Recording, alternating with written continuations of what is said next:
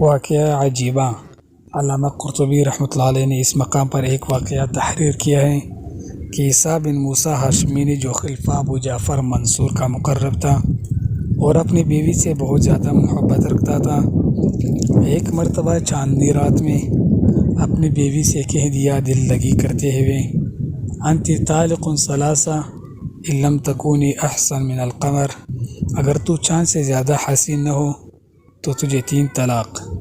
یہ سنتے ہی بیوی اٹھ کر پردہ میں چلی گئی کہ آپ نے تو مجھے 3 طلاق دیں، کیونکہ میں بہرحال چاند سے تو زیادہ خوبصورت نہیں ہوں۔ عیسیٰ بن موسیٰ نے ساری رات بے چینی اور رنج و غم میں گزاری۔ صبح کو خلیفہ ابو جعفر کے پاس پہنچ کر پورا قصہ بیان کیا۔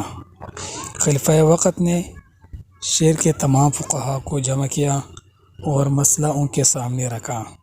سب نے یہی جواب دیا کہ طلاق ہو گئی، کیونکہ چاند سے زیادہ حسین ہونا ممکن ہی نہیں۔ لیکن ایک عالم جو امام ابو حنیفہ رحمۃ اللہ علیہ کے شاگرد تھے خاموش بیٹھے رہے۔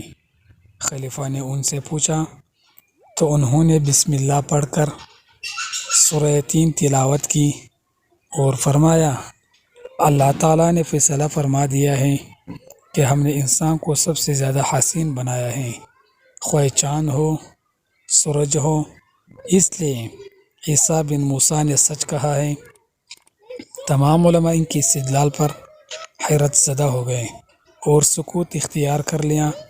خلیفہ نے حکم دیا طلاق نہیں ہوئی۔ اس سے یہی معلوم ہوا کہ انسان تمام مخلوق سے حسین ہے، ظاہر کے اعتبار سے بھی اور باطن کے اعتبار سے بھی، حسن و جمال کے اعتبار سے بھی اور بدنی ساخت کے اعتبار سے بھی۔